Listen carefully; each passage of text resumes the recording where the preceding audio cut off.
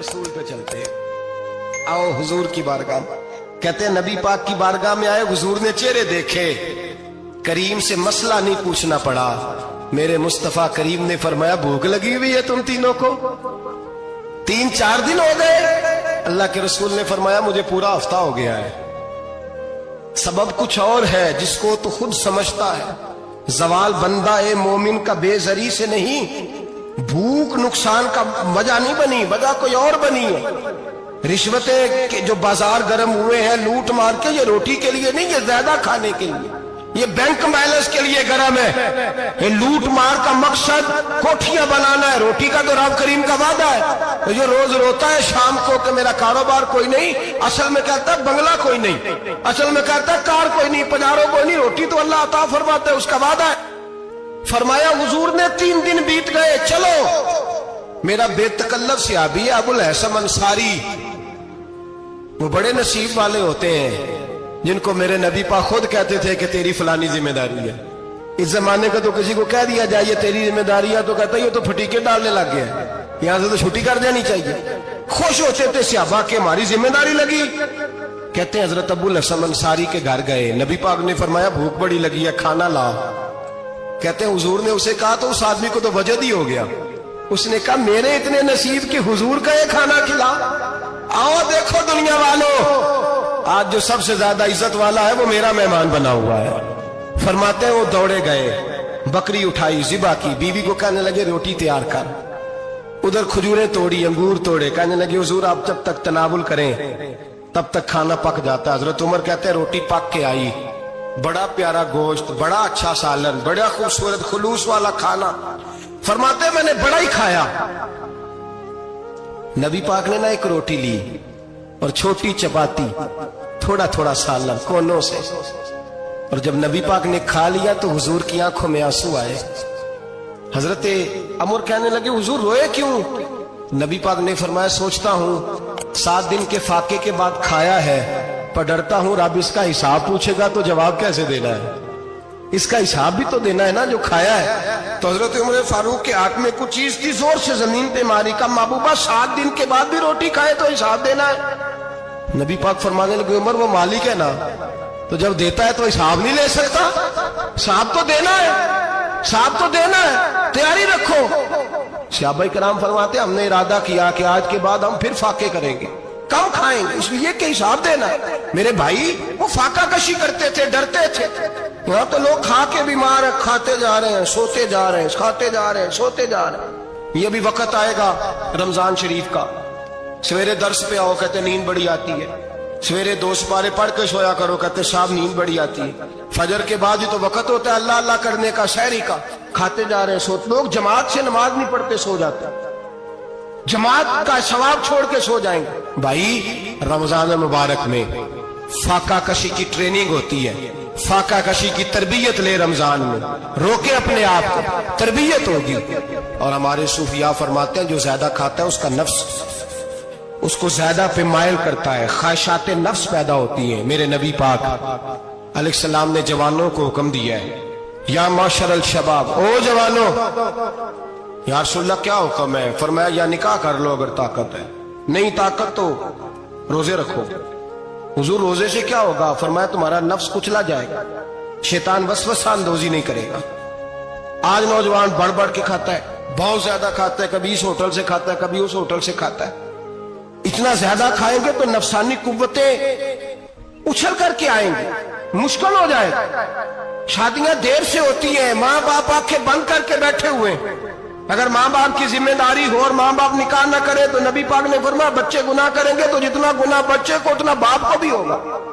तो माँ बाप चुप है, दूसरा शादी मुश्किल बड़ी है, महंगी बड़ी, और तीसरा नहीं कर रहे कुछ लोग तो रोजे भी नहीं रख रहे। तो रमजान उनके लिए भी वक्त है, नफसानी कुव्वतें कुचली जाएंगी। खाना जितना कम खाया जाएगा उतना वजूद के अंदर नफसानी ख्वाहिशात कम पैदा होंगी। तो रमजान तो प्रैक्टिस है मुजाहिदे की, दीन की। और दूसरा मेरे हबीब पाक सल्लल्लाहु अलैहि वसल्लम ने फरमाया है, हुजूर फरमाते हैं कि रमजान और कुरान का आपस में रिश्ता है। कुरान पाक कितना पढ़ना चाहिए रोजाना? ज्यादा से अल्लाह जज़ा दे, उम्मीद है आप ज्यादा से ज्यादा ही पढ़ते होंगे। भाई सुने, हदीस मुबारका में नबी पाक ने फरमाया रमजान और कुरान दोनों मिल के ना, बड़ी प्यारी हदीस है, फरमाया दोनों मिल के अल्लाह की बारगाह में मेरी उम्मत की सिफारिश करेंगे। रमजान और अल्लाहु अकबर। किस तरह? नबी पाक फरमाते हैं रमजान कहेगा ए अल्लाह दिन के वक्त मैंने इसे तेरी रजा के लिए खाने पीने से बाज रखा, और कुरान कहेगा या अल्लाह रात को तेरी रजा के लिए खड़ा होकर ये कुरान सुनता था। रमजान और कुरान दोनों सिफारिश करेंगे। हम ना बड़ा कुछ पढ़ते हैं, सुनते हैं, सीखते हैं, अब यकीन करें ये खाते भाई का भाई से इख्तलाफ हो जाए ना तो वो 30 साल पुराने खाते खोल के ले आता है, सारी रात ढूंढता है कि मेरे पैसे कहां से निकलते हैं, पढ़ लेता है। कुरान पाक की बारी आती है तो नहीं पढ़ते कुरान पाक। अब्बा जी का खत्म होता है तो मांगते फिरते हैं, कहते 2 कुरान पाक 10 कुरान पाक। ये बातें बतानी नहीं चाहिए, करनी नहीं चाहिए, लेकिन चूंकि तरबियत के लिए बैठा हूं तो कर देता हूं। मेरे शागिर्दों से पूछें, यहाँ मदरसा है अल्हम्दुलिल्लाह, दर्जनों तलबा है, असातिज़ा है, मेरे पीर भाई हैं, और मेरा ये दावा है कि शायद तो किसी से इतना प्यार करता हो जितने मेरे शागिर्द और मुरीद मुझसे करते हैं। लेकिन मैंने कभी किसी से नहीं कहा कि जरा सूरत फातिहा पढ़ के देना, मैंने अपने अब्बा जी को सवाब देना है। पूछ लें किसी से नहीं कभी कहा, कभी नहीं मैंने कहा कि जरा मुझे थोड़ा सा कुरान पढ़ दे। मैं इसको नाजायज नहीं कहता, पढ़वाना चाहिए, लेकिन मैं अपने वालिदैन के लिए कभी सवाल नहीं करता कि मुझे जरा पढ़ के दो, मैंने बख्शना है, इसलिए कि मैंने जाती तौर पे रूटीन बनाई है। मैं समझता हूं कि कायनात के अंदर मेरे ऊपर जिन लोगों ने एहसान किए उनमें सबसे ज्यादा हिस्सा मेरे माँ बाप का है। मैं समझता हूं इस बात, कितना नालायक हूं मैं कि मैं 1 महीने में एक कुरान पाक भी पढ़ के उनकी रूह को एहसास नहीं कर सकता। मेरा ये तरीका है जाती, मैं कदगन नहीं लगाता, मेरा जाती तरीका ये, अलहम्द से शुरू करो और 2 सूरतें छोड़ के कुरान पाक खत्म कर दो आखिरी, और फिर फलक और नास सूरतें साथ ले जाओ। यहां बैठ के साले सवाब नहीं करना, खत्म नहीं दिलाना, साथ ले जाओ, कब्र पे खड़े हो जाओ और फलक और नास सूरतें कब्र पे बैठ के तिलावत करो, और जो कुरान मजीद पढ़ा है उनकी रूह को वहां एहसास करो। ओ भाई, औलाद जब माँ बाप के लिए पढ़ती है तो उसे कहना नहीं पड़ता अल्लाह बख्श दे, इसलिए कि औलाद की नेकियां खुद ब खुद माँ बाप के खाते में जमा होती हैं, खुद नेकियां जमा होती हैं। मेरे भाई, तू बच्चों से ये तो मुतालबा करता है कि बेटा इस साल रमजान मुबारक में मेरे लिए सत्तू जरूर बनाना, फलानी चटनी जरूर तैयार करना, ये क्यों नहीं कहता बीवी से कि डिशें कम बनाना? तू भी बैठ के कुरान पाक पढ़, मैं भी कुरान पाक पढ़ता हूँ। इधर आओ बेटा, यहाँ बैठ के तिलावत करो, मैं भी करता हूँ। बेटी इधर आओ, बैठ के कुरान पाक पढ़ो। कितना वक्त लगता है? हाफिज और कारी और उलमा अगर पढ़े तो 20-25 मिनट लगते हैं कुरान पाक का सिपारा पढ़ने, और अटक अटक के पढ़ने वाला भी पढ़े तो 1 घंटा लग जाएगा।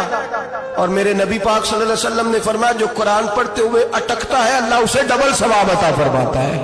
फरमाया जो जुबानी पढ़े सिंगल सवाब, जो देख के पढ़े उसे डबल सवाब। हुजूर क्यों? फरमाया इसलिए कि मेरा कुरान देखने पे भी अल्लाह सवाब अता फरमाता है, कुरान देखने पे भी अल्लाह सवाब देता है, देखने का भी सवाब। रमजान शरीफ में कुरान पाक पढ़े, खोल के पढ़े। और मेरे भाई, अगर तेरा बच्चा पढ़े, अगर तेरी बेटी पढ़े, कायनात का खुश नसीब बाप वो है कि बेटा कुरान पढ़े, चाहे नाजरा ही पढ़े, जिसकी बेटी पढ़े। जिंदगी में इन्हें इस काम पे लगा जाओ, मरने के बाद भी पढ़ेंगे। इमाम जलालुद्दीन सुयूती शाफई रहमतुल्लाह अलैह फरमाते, हजरत ईसा कब्र के पास से गुजरे, कब्र पे अजाब हो रहा था, अल्लाह का गजब बरस रहा था। जनाब ईसा इस्तिगफार पढ़ते डरते गुजर गए।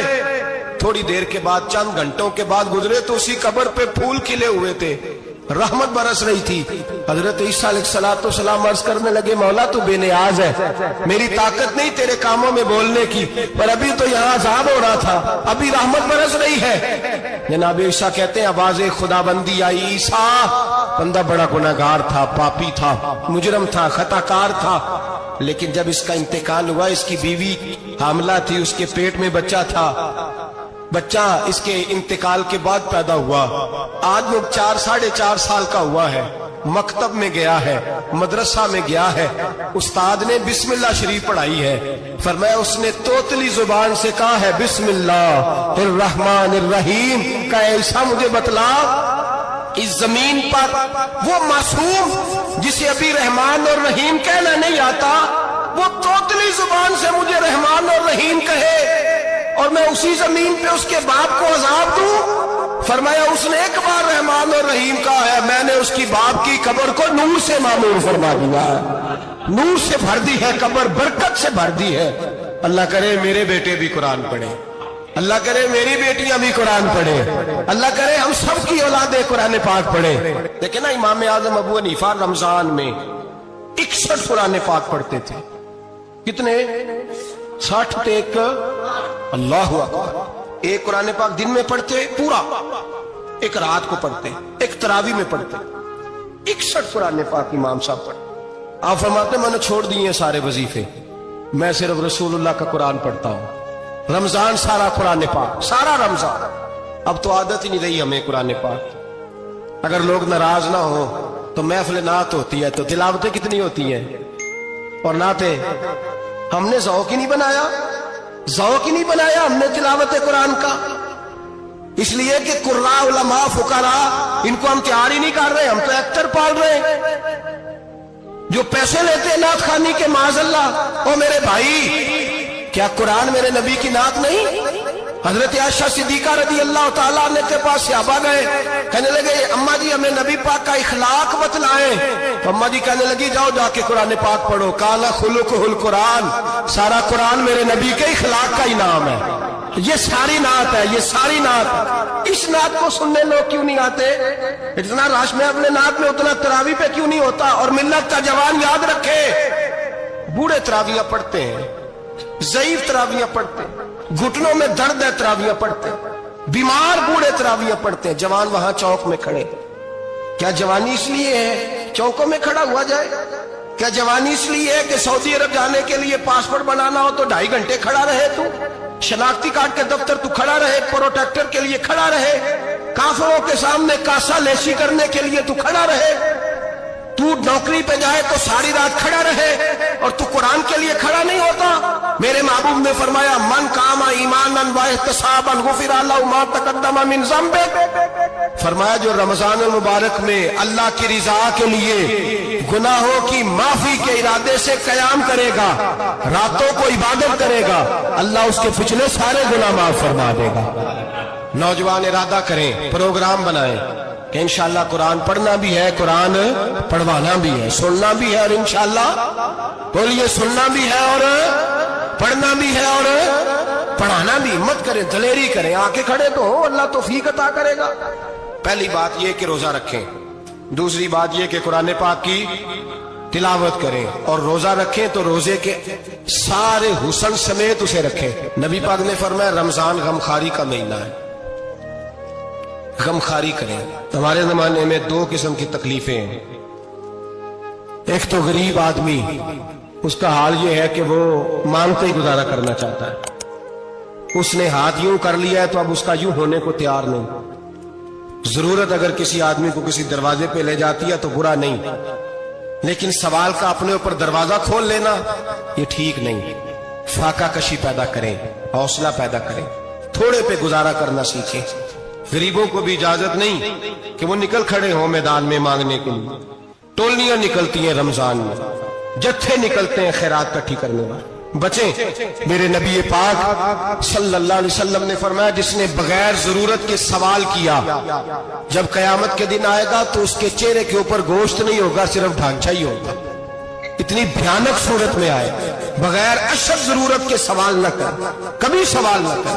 اور امیروں سے گزارش ہے کہ رمضان ہمدردی کا مہینہ ہے، ہمدردی کریں تو سامنے والے کی عزت کا بھی خیال کریں۔ یہ بات درست ہے کہ غریب سیاڑا نہیں ہوتا، اس لیے کہ جس کی جیب میں پیسے نہیں ہوتے بھائی اسے عقل بھی نہیں ہوتی، جس کے گھر کار نہیں ہوتی اسے چلانے کا طریقہ، جس کے گھر اوون نہیں ہوتا اسے چلانے کا طریقہ بھی نہیں آتا، جس کے گھر میں چیزیں ہوتی ہیں اسے چلانا بھی آ جاتا ہے، جدے گھر دانے اودے کملے بھی اس کے سیانے ہو جاتے ہیں۔ تو چودھری صاحب، سیٹھ صاحب، نواب صاحب آٹا تقسیم کرتے ہیں، کھڑے ہو کے فوٹو کھچاتے ہیں، فیس بک پہ دیتے ہیں، اور ایک آٹے کا تھیلا اور 10 اخباروں میں فوٹو۔ اللہ سے ڈریں، رمضان ہمدردی کا مہینہ، ہمدردی کا۔ غریب کو دے تو اس کی عزت کو رسوا نہ کریں، میرے نبی پاک علیہ السلام کے صحابی حضرت عبداللہ ابن عمر رضی اللہ تعالیٰ عنہ ڈھونڈ کے لاتے تھے مسکینوں کو، ڈھونڈ کے، اور جب لاتے تھے تو اپنے دسترخوان پر بٹھا کر اپنے ساتھ افطاری کرایا کرتے، اور پھر فرمایا اللہ تعالیٰ نے لن تنالوا البر حتی تنفقوا مما تحبون، اللہ کے راستے میں وہ چیز دینی ہے جو تمہیں زیادہ پیاری ہو۔